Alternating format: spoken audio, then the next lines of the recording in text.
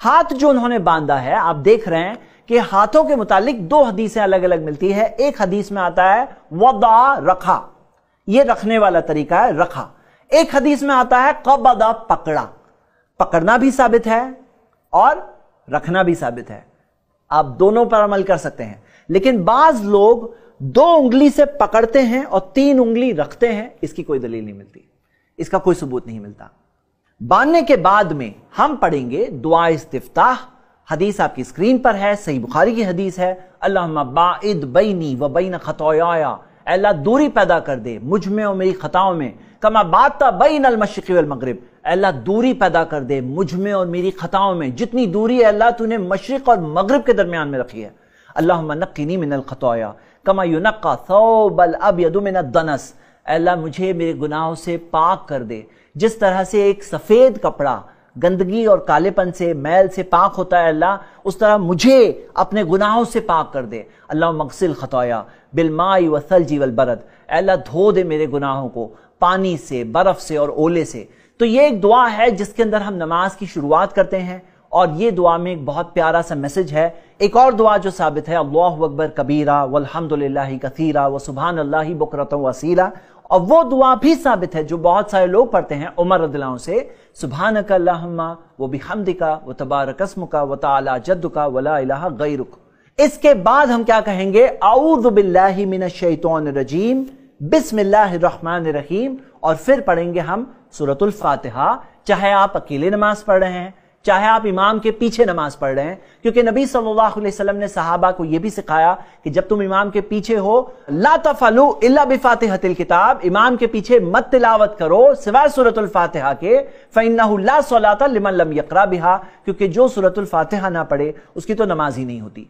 सूरतुल फातिहा पढ़ने के बाद हम क्या करें, नबी सल्लल्लाहु अलैहि वसल्लम का अमल हमें मिलता है, व इज़ा क़रा वलद्दाल्लीन, जब नबी सल्लल्लाहु अलैहि वसल्लम वलद्दाल्लीन कहते, क़ाला आमीन, उसके बाद आमीन कहते, व रफ़ा बिहा सौतहु, और नबी सल्लल्लाहु अलैहि वसल्लम की आवाज बुलंद होती। यहां तक कि हम देखते हैं कि सहाबा इकराम और ताबईन का हमें अमल मिलता है कि वो लोग जब सूरतुल फातिहा पढ़ी जाती उसके बाद आमीन सब लोग बुलंद आवाज में कहते, हत्ता अन्ना लिल मस्जिदिल लज्जा, यहां तक कि पूरी मस्जिद गूंज उठती थी।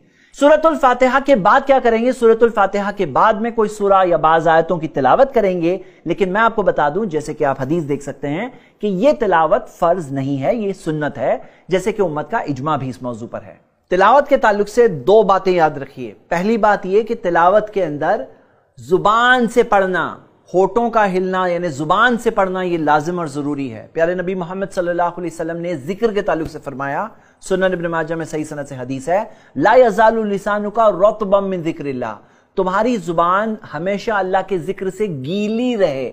जुबान गीली तब होगी जब जुबान हिलेगी, हिलेगी तो गीली रहेगी। इसी वजह से उलमा इकराम कहते हैं कि नमाज के अंदर जुबान का हिलना जरूरी है, पढ़ना जरूरी है। ऐसा नहीं खामोशी से आदमी खड़ा है दिल ही दिल में पढ़ रहा है, ऐसे नहीं होना चाहिए। दूसरी बात ये याद रखिए मेरे भाई मेरी बहनें, कि जो आप पढ़ रहे हैं उसकी मीनिंग भी याद करिए, उसे समझिए भी, ताकि सिर्फ जुबान से पढ़ रहे हैं ऐसा ना हो, बल्कि दिल भी उसमें शामिल हो। याद रखिए जितना हम समझेंगे उतना दिलो दिमाग भी ज्यादा लगेगा, उतना सवाब भी ज्यादा मिलेगा। आइए अब हम क़याम से बढ़ते हैं रुकू की तरफ, और जैसा कि हदीस आप देख चुके हैं कि क़याम से रुकू में जाते वक्त क्या करना है, रफ़उल यदैन करना साबित है। अल्लाहु अकबर। रुकू के मुतालिक आप ये याद रखिए कि रुकू में पीठ सीधी होनी चाहिए, और नबी सल्लल्लाहु अलैहि वसल्लम ने उसे बदतरीन किस्म का चोर कहा जो रुकू और सजदे में अपनी पीठ को सीधी नहीं करता। नबी सल्लल्लाहु अलैहि वसल्लम के ताल्लुक से तो आता है कि रुकू के हालत में उनकी पीठ इतनी सीधी होती कि पानी अगर डाल दिया जाता तो वो वहीं के वहीं रहता। और नबी सल्लल्लाहु अलैहि वसल्लम ने फरमाया कि तुम में से किसी की नमाज उसे तब तक काम नहीं आएगी यहां तक कि वो रुकू और सजदे में अपनी पीठ को सीधी ना कर ले। दूसरी चीज, हाथों को सीधा करना। जाहिर सी बात है अगर हाथ सीधे होने हैं तो पांव को पीछे की तरफ ही पुश होना पड़ेगा ताकि हाथ पूरी तरह से सीधे हो जाए इंशाल्लाह। घुटनों पर हाथ किस तरह होने चाहिए, आप देखेंगे कि हदीस में अल्फाज आते हैं कि नबी सल्लल्लाहु अलैहि वसल्लम के हाथ घुटनों पर इस तरह होते थे, कान्नहु काबिदुन अलैहिमा, जैसे कि घुटनों को पकड़े हुए हैं। تو یہ سب باتوں کا خیال رکھیں. رکوع میں پڑھنا کیا ہے؟ سبحان ربی العظیم تو مشہور ہے، لیکن آپ اگر حدیثیں دیکھیں گے دوسری جو آپ کی اسکرین پر ہے تو ہم دیکھتے ہیں سبحانک اللہم ربنا و بحمدک اللہم اغفر لی بھی ثابت ہے، سبوح قدوس رب الملائکۃ والروح بھی ثابت ہے، سبحان ذی الجبروت والملکوت والکبریاء والعظمہ بھی ثابت ہے، اور بھی اذکار ہے جو اس میں ثابت ہے. رکوع سے کھڑے ہوتے وقت کیا کہنا ہے؟ سمیع اللہ لمن حمدہ، آپ بتائیں گے. سمع اللہ لمن حمدہ ربنا ولک الحمد حمدا کثیرا طیبا مبارکا فیہ. جیسا کہ آپ نے دیکھا کہ رکوع سے کھڑے ہوتے وقت انہوں نے اپنے ہاتھ اٹھائے، رفع الیدین کیے. یہ تیسرا موقع ہے رفع الیدین کرنے کا. پہلا موقع تب تھا جب ہم نے نماز شروع کی تھی، دوسرا موقع تب تھا جب رکوع میں گئے، اور تیسرا موقع تب ہے جب رکوع سے سمیع اللہ لمن حمدہ کہتے ہوئے اٹھتے ہیں. پہلی بات یہ. دوسری بات آپ نے دیکھا کہ سمیع اللہ لمن حمدہ کے بعد کیا کہتے ہیں؟ ربنا لک الحمد، یہ ثابت ہے. ربنا ولک الحمد کہنا بھی ثابت ہے. اللہم ربنا لک الحمد بھی ثابت ہے. اللہم ربنا ولک الحمد بھی ثابت ہے. اور ایک دعا ثابت ہے جو بہت سارے لوگوں کو نہیں پتا ہے، لیکن بخاری کی حدیث ہے جیسا کہ آپ دیکھ سکتے ہیں، حمدن کثیرن طیبا مبارکن فیہ کہنا ثابت ہے. ایک اور دعا جو ثابت ہے صحیح مسلم کی حدیث ہے، ملء السماوات و ملء الارض و ملء ما شئت من شیء بعد، یہ کہنا بھی ثابت ہے. رکوع سے اٹھ کر کھڑے ہونا، یہ کھڑے رہنا، یہ نماز کے ارکان میں سے ہے. صحابی رسول انس کے تعلق سے تو یہ بات ملتی ہے کہ وہ جب نبی صلی اللہ علیہ وسلم کا نماز کا طریقہ بتاتے تو اتنی وقت تک کھڑے رہتے کہ پیچھے والوں کو لگتا کہ کہیں بھول تو نہیں گئے. اور ہم یہ دیکھتے ہیں کہ بعض لوگ اتنی جلدی میں ہوتے ہیں کہ اٹھ کر پوری طرح سے کھڑے نہیں ہوئے ہوتے ہیں کہ ڈائریکٹلی سجدے میں چلے آتے ہیں. تو یعنی کہ ان کا وہ رکن مس ہو جاتا ہے، یعنی کہ ان کی وہ رکعت ہی نہیں ہوتی ہے. تو ہمیں اس بات کی طرف دھیان دینا چاہیے. اگلا سٹیج نماز میں ہے سجدہ. بلال بھائی انشاءاللہ کر کے بتائیں گے. اللہ اکبر. چند چیزیں آپ نوٹس کریے. بلال بھائی سے ریکویسٹ ہے ایک بار پھر یہ کر کے بتائیے تھوڑا سلو موشن میں، تاکہ لوگوں کو میں بات بتا سکوں انشاءاللہ. آپ سب نوٹس کریے. سب سے پہلی چیز یہ نوٹس کریے، رکوع کر چکے ہیں، رکوع سے کھڑے ہو چکے ہیں، اذکار پڑھ چکے ہیں، اب سجدے میں جا رہے ہیں. اب آپ نوٹس کریے، سب سے پہلی چیز یہ نوٹس کریے کہ ہاتھ ان کے پہلے زمین پہ ٹچ ہوئے، اس کے بعد گھٹنے زمین پر جا رہے ہیں. حدیث کیا ہے؟ نبی صلی اللہ علیہ وسلم نے فرمایا فَلْيَدَعْ يَدَيْهِ قَبْلَ رُكْبَتَيْهِ، کہ تسے چاہیے کہ اپنے ہاتھوں کو پہلے رکھے گھٹنوں سے پہلے. وَلَا يَبْرُكْ بُرُوكَ الْبَعِيرِ، اور جس طرح سے اونٹ اپنے گھٹنوں کو ٹیکتا ہے اس طرح سے گھٹنے کو ٹیکنا نہیں چاہیے.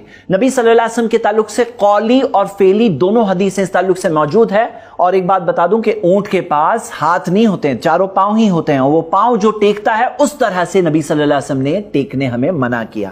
اب سجدے میں جب وہ جا رہے ہیں، سجدے کے تعلق سے میرے بھائیوں می بہنیں، پہلی حدیث ہم دیکھ رہے ہیں کہ نبی صلی اللہ علیہ وسلم نے جو ہاتھوں کو رکھا حذو منکبیہ، کندھوں کے معیار تک، ایک یہ ثابت ہے.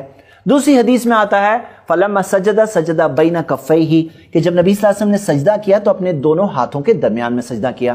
تو ہاتھوں کو کندھے کے لیول پر بھی سجدے میں رکھنا ثابت ہے، ہاتھوں کو سر کے لیول پر بھی رکھنا ثابت ہے. دوسری بات یہ نوٹس کریے کہ اللہ کے رسول صلی اللہ علیہ وسلم کی حدیث جو ہے کہ صرف 7 ہڈیوں پر سجدہ ہونا چاہیے. اور وہ 7 ہڈیاں کیا ہیں؟ نبی صلی اللہ علیہ وسلم نے گنایا، وہ ہے پیشانی اور ناک. ناک کا زمین پہ چھونا لازم اور ضروری ہے. دوسرے ہے دونوں ہاتھ، دوسرا اور تیسرا نمبر، دونوں گھٹنے چوتھا اور پانچواں، اور پنجوں کی انگلیاں جو اندرونی طور پر انسائیڈ پارٹ ہے انگلیوں کا، وہ ٹچ کرنا لازم اور ضروری ہے. اگلی بات یہ نوٹس کریے کہ کونیاں اٹھی ہوئی ہے، زمین سے اوپر ہے، کیونکہ نبی صلی اللہ علیہ وسلم کے الفاظ ہے وَارْفَعْ مِرْفَقَيْكَ، کہ اپنی کونیوں کو اٹھاؤ. کونیوں کو زمین پر بھی نہیں چھونا چاہیے، جسم پر بھی کنیکٹ نہیں ہونا چاہیے، کیونکہ نبی صلی اللہ علیہ وسلم نے ہاتھ کو فلیٹ کر دینے سے منع کیا. بلال بھائی یہ غلط بھی کر کے بتائیے ایک بار کہ ہاتھوں کو فلیٹ کر دینے سے منع کیا. جس طرح سے یہ طریقہ ہے آپ دیکھ رہے ہیں، یہ طریقہ منع کیا نبی صلی اللہ علیہ وسلم نے. انبساط القلب، کہ جس طرح سے کتا اپنے ہاتھ کو لٹا دیتا ہے، آپ نے دیکھا ہوگا، یہ فوٹو میں دیکھ سکتے ہیں، اس طرح نبی صلی اللہ علیہ وسلم نے ہمیں ہاتھ اس طرح سے لٹانے سے منع کیا. اچھا پھر ایک بار صحیح والا بتائیے.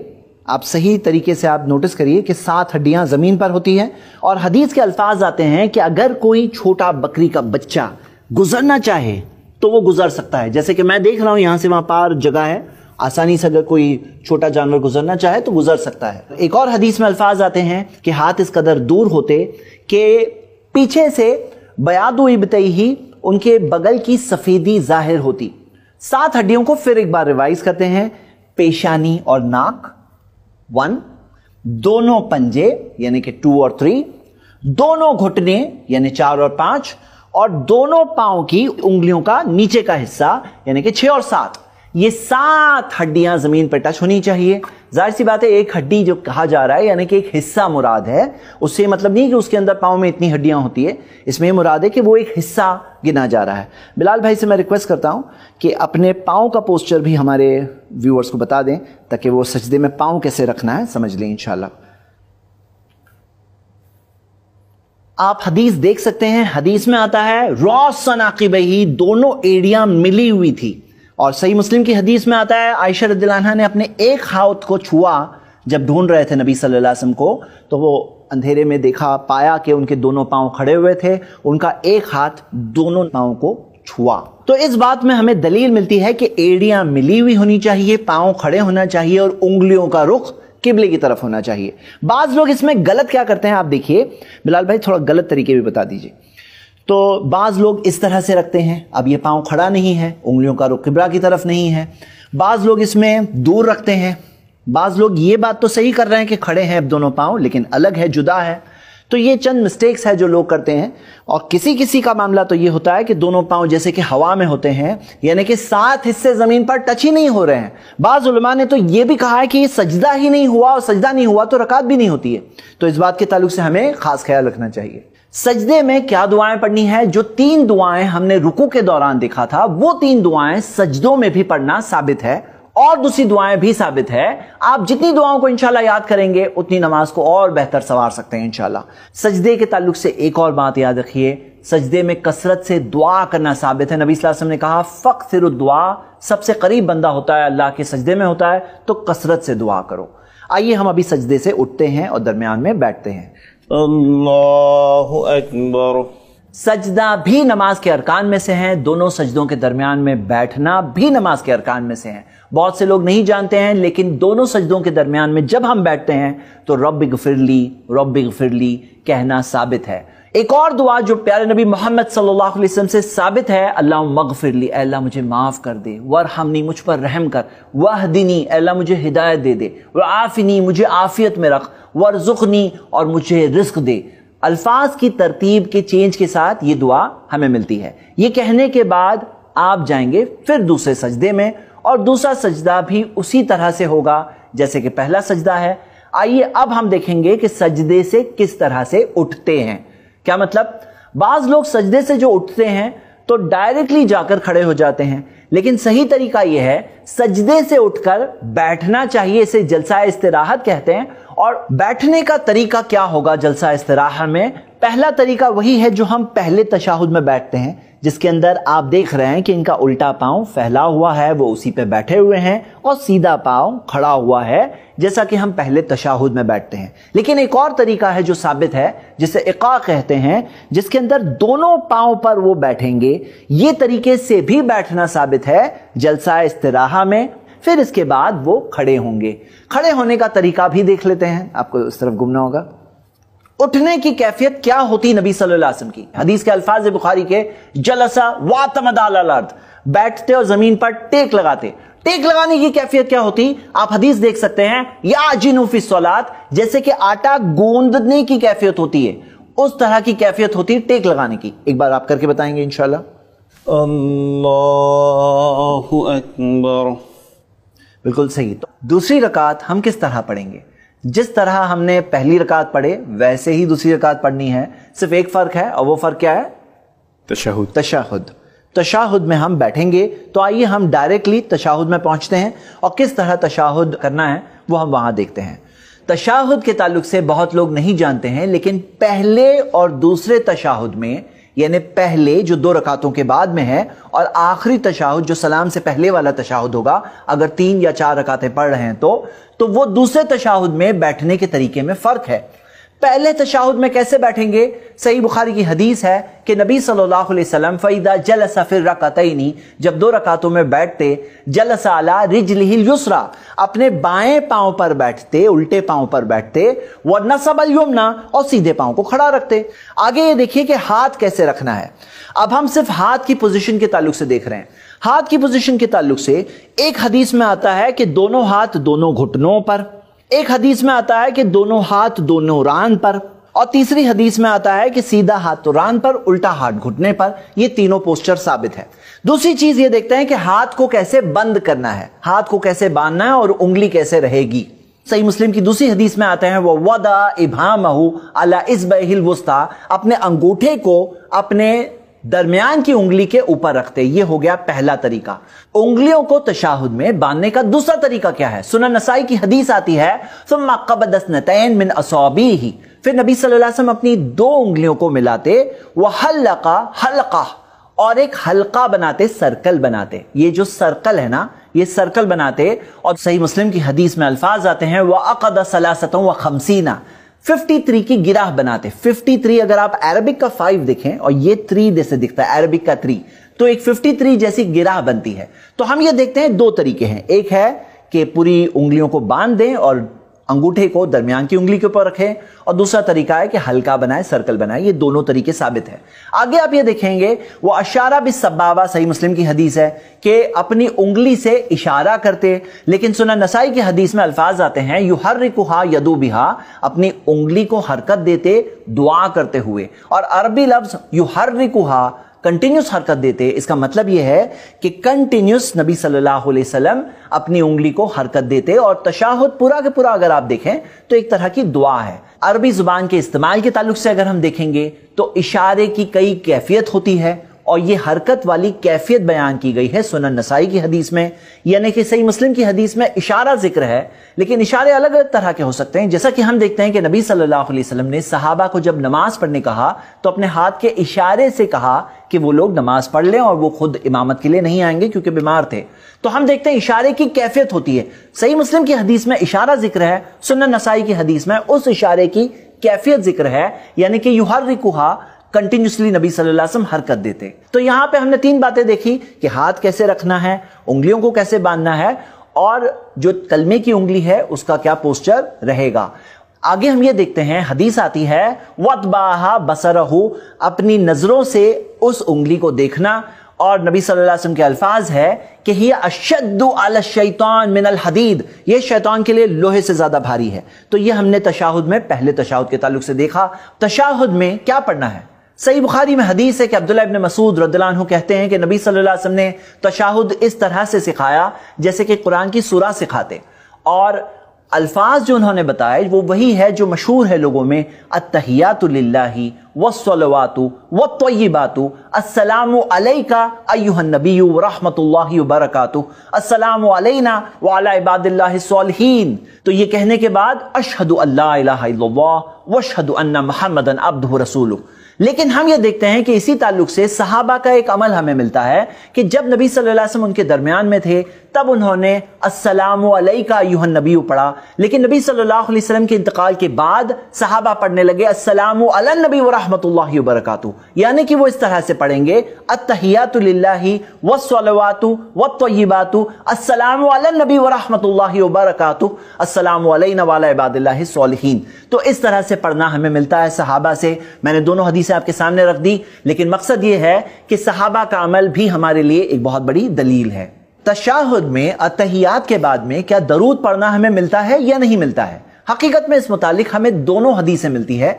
इब्न खुज़ैमा में हमें हदीस मिलती है अब्दुल्लाह इब्न मसूद से कि जब नबी सल्लल्लाहु अलैहि वसल्लम इनकाना फी वसतिस सलाह, अगर नमाज के दरमियान में होते हैं, नहदा हिना यफरगु मिन तशाहुद, तशाहुद से जब फारिग होते तो खड़े हो जाते, यानी कि अत्तहियात के बाद में खड़े हो जाते। लेकिन एक और हदीस हमें मिलती है जो मुस्नद अबू अवाना में है, जिसमें आता है कि वित्र की नमाज के अंदर जब नबी सल्लल्लाहु अलैहि वसल्लम ने एक बार 9 रकात वित्र पढ़ी, जो साबित है, उसके अंदर 8वीं रकात के बाद भी बैठे और उसमें जो पहला तशाहुद था उसके अंदर तशाहुद के बाद में दरूद भी पढ़े थे।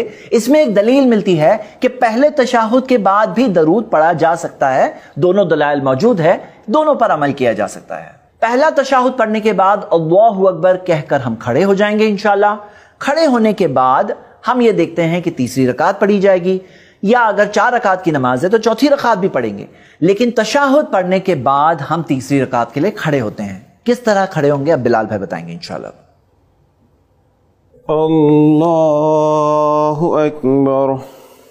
آپ نے دیکھا کہ جب وہ تیسری رکعت کے لیے کھڑے ہوئے تو انہوں نے رفع الیدین کیا، جیسا کہ اللہ کے رسول صلی اللہ علیہ وسلم کی حدیث میں آیا ہے وَإِذَا قَامَ مِنَ الرَّكْعَتَيْنِ رَفَعَ يَدَيْهِ، جب 2 رکعتوں کے بعد کھڑے ہوتے تو رفع الیدین کرتے۔ یاد رکھیے کہ یہ رفع الیدین پہلی رکعت کے بعد جب کھڑے ہوتے ہیں تب نہیں کرنا ہے، تیسری رکعت کے بعد جب کھڑے ہوتے ہیں تب نہیں کرنا ہے، لیکن جب 2 رکعت پڑھ کے یعنی کہ تشہد کے بعد میں جب کھڑے ہوتے ہیں تب رفع الیدین کرنا ہے۔ تیسری رکعت ہم پڑھیں گے، اور اگر نماز میں چوتھی رکعت ہے تو چوتھی رکعت بھی پڑھیں گے۔ پڑھنے کے بعد جب ہم آخری تشہد میں بیٹھیں گے تو اب ہم اس آخری تشہد کا طریقہ دیکھتے ہیں۔ آپ اگر اس طرف ٹرن ہو کے بتائیں گے تو پاؤں کا پوسچر ہمارے ویورز دیکھ سکتے ہیں انشاءاللہ۔ پہلے ہم ریویژن کرتے ہیں کہ پہلے تشہد میں کیسے بیٹھے تھے۔ پہلے تشہد میں بیٹھنے کا طریقہ جیسا کہ آپ دیکھ رہے ہیں یہ تھا، یعنی کہ بائیں پاؤں پر بیٹھتے، لیفٹ لیگ پر بیٹھتے اور دایاں پاؤں سیدھا پاؤں کھڑا رکھتے۔ دوسرے تشہد میں بیٹھنے کا طریقہ کیا ہے؟ حدیث اس بارے میں یہ ہے، صحیح بخاری کی حدیث ہے وَإِذَا جَلَسَ فِي الرَّكْعَةِ الْآخِرَةِ قَدَّمَ رِجْلَهُ الْيُسْرَى وَنَصَبَ الْأُخْرَى وَقَعَدَ عَلَى مَقْعَدَتِهِ، کہ نبی صلی اللہ علیہ وسلم اپنے بائیں پاؤں کو آگے بڑھاتے، آپ دیکھ رہے ہیں آگے بڑھاتے، اور اپنے سیدھے پاؤں کو کھڑا رکھتے، لیفٹ لیگ کو آگے بڑھاتے۔ اب آپ دیکھ رہے ہیں کہ لیفٹ لیگ یہاں سے باہر نکلا ہے، یہاں سے باہر نکلا ہے، اور سیدھا پاؤں کھڑا ہے جیسا کہ ہم دیکھ رہے ہیں۔ اور کہاں بیٹھے ہیں؟ وہ اپنے ہپس پر بیٹھے ہوئے ہیں، سرین پر بیٹھے ہوئے ہیں۔ تو بیٹھنے کا یہ ایک بہت ہی کمفرٹیبل پوسچر ہے، جیسے کہ ہم دیکھ رہے ہیں اس حدیث میں ہے، یہ آخری تشہد کے لیے ہے۔ اس آخری تشہد میں بیٹھنے کا ایک دوسرا طریقہ بھی ثابت ہے، اس کے اندر فرق یہ ہے وَفَرَشَ قَدَمَهُ الْيُمْنَى، حدیث کے الفاظ ہے فرشا یعنی کہ بچھا دیتے، جیسے آپ دیکھ رہے ہیں یہ بچھا دینا، یہ بھی ایک ثابت طریقہ ہے، حدیث آپ کے سامنے موجود ہے۔ آئیے آگے دیکھتے ہیں، آپ ٹرن ہو سکتے ہیں۔ ہم یہ دیکھ رہے ہیں کہ تشہد میں پڑھنا کیا ہے، التحیات پڑھنا ہے جیسا کہ ہم دیکھ چکے ہیں، اس کے بعد میں درود پڑھنا ہے، درود ابراہیم، اللہم صلی علی محمد وعلی آل محمد کما صلیت علی ابراہیم وعلی آل ابراہیم انک حمید مجید، اللہم بارک علی محمد وعلی آل محمد کما بارکت علی ابراہیم وعلی آل ابراہیم انک حمید مجید۔ یہ پڑھنے کے بعد میں ہمیں ایک دعا ملتی ہے جو بہت سے لوگ نہیں جانتے ہیں۔ صحیح مسلم میں الفاظ ہے اذا تشہد احدکم فلیستعذ باللہ من 4، جب تم میں سے کوئی تشہد پڑھ لے یعنی کہ پوری طرح سے فارغ ہو گئے تشہد و درود، تو اس کے بعد میں 4 چیزوں سے اللہ کی پناہ مانگ لے۔ اللہم انی اعوذ بک من عذاب جہنم، اللہ تیری پناہ مانگتا ہوں جہنم کے عذاب سے، ومن عذاب القبر، قبر کے عذاب سے، ومن فتنۃ المحیا وممات، زندگی اور موت کے فتنوں سے، ومن شر فتنۃ المسیح الدجال، مسیح الدجال کے بدترین فتنے سے اللہ میں تیری پناہ مانگتا ہوں۔ یہ دعا الفاظ کی ترتیب کے چینج کے ساتھ بھی ہمیں ملتی ہے اور یہ ثابت شدہ ہے، اور جب نبی صلی اللہ علیہ وسلم کے جو الفاظ ہمیں ملتے ہیں فلیستعذ، اسے چاہیے کہ پناہ مانگے، یعنی کہ یہ ایک حکم ہے۔ اسی وجہ سے بعض علماء، مثال کے طور پہ امام احمد بن حنبل نے اسے نماز کے واجبات میں شمار کیا، یعنی کمپلسری چیزوں میں سے، ارکان الگ ہے واجبات الگ ہے۔ ایک اور دعا جو ثابت ہے وہ مشہور دعا ہے جو بہت سارے لوگ جانتے ہیں، جو ابو بکر رضی اللہ عنہ نے نبی صلی اللہ علیہ وسلم سے پوچھا تو نبی صلی اللہ علیہ وسلم نے سکھایا اللہم انی ظلمت نفسی ظلما کثیرا ولا یغفر الذنوب الا انت فاغفر لی مغفرۃ من عندک وارحمنی انک انت الغفور الرحیم۔ تو یہ دعا بھی ثابت ہے۔ آئیے اب ہم سلام پھیریں گے، اگلا مرحلہ سلام ہے۔ جیسے آتا ہے وہ تحلیلہ تسلیم، سلام پھیرنے سے حلال ہو جاتے، یعنی نماز کے اندر جو پابندیاں تھی، جو چیزیں حرام ہو گئی تھی، جیسے کھانا پینا چلنا پھرنا کام کرنا سب حرام تھا، اس وقت پہ منع تھا، اب وہ چیزیں حلال کرنے والی چیز سلام پہ ہم پہنچتے ہیں۔ سلام کیسے پھیریں؟ حدیث میں 3 الگ الگ طریقے ملتے ہیں، آپ حدیث دیکھ سکتے ہیں۔ پہلا طریقہ السلام علیکم ورحمۃ اللہ، السلام علیکم ورحمۃ اللہ، السلام علیکم ورحمۃ اللہ، السلام علیکم ورحمۃ اللہ۔ دوسرا طریقہ السلام علیکم ورحمۃ اللہ وبرکاتہ، السلام علیکم ورحمۃ اللہ، السلام علیکم ورحمۃ اللہ وبرکاتہ، السلام علیکم ورحمۃ اللہ۔ اور تیسرا طریقہ جو بہت لوگوں کو نہیں پتا ہے لیکن ثابت ہے کہ صرف ایک سلام سے نبی صلی اللہ علیہ وسلم نے اپنی نماز کو ختم کیا، اور اس میں بھی پورا کے پورا چہرہ رائٹ سائڈ پہ جیسے ٹرن ہو جاتے ہیں ویسے ٹرن کیے بغیر۔ यमीलु इला शिक्किल अयमनी शई, हदीस के अल्फाज है थोड़ा राइट साइड पे चेहरे को पलटते हुए सिर्फ अस्सलामु अलैकुम। अस्सलामु अलैकुम।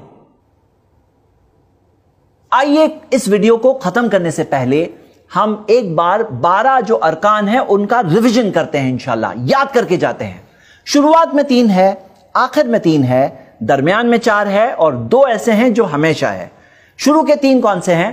तकबीर तहरीमा ये अरकान में से है, खड़े होना क़ियाम ये अरकान में से है, सूरतुल फातिहा पढ़ना अरकान में से। हम सिर्फ अरकान का जिक्र कर रहे हैं, डिटेल में 8 वीडियोस में मौजूद है इंशाल्लाह। उसके बाद में रुकू ये अरकान में से है, रुकू करना अरकान में से है, रुकू में से खड़े होना ये अरकान में से है, सजदा करना ये अरकान में से है, दोनों सजदे अरकान में से हैं। सजदों के दरमियान में बैठना अरकान में से है। ये हो गए दरमियान के 4, रुकू से उठना, सजदतैन और सजदों के दरमियान में बैठना। अब आखिर के 3 कौन से है? तशाहुद में, आखिरी तशाहुद में बैठना अरकान में से है, आखिरी तशाहुद को पढ़ना अरकान में से है और सलाम में पहला सलाम अरकान में से है। पहला सलाम अरकान में से, दूसरा सलाम सुन्नत है। तो ये हो गए 12 में से 10 और बाकी 2 कौन से हैं कि सब कुछ करना है इत्मीनान के साथ, तमानीना ये इत्मीनान अरकान में से है। काश कि हमारे कंट्री के लोगों को, अक्सर जो लोग हमें यहां मिलते हैं तेजी से नमाज पढ़ते हुए, उन्हें पता होता कि ये नमाज के अरकान में से है, यानी कि अगर आप तेजी से नमाज पढ़ते हो तो नमाज ही नहीं होती।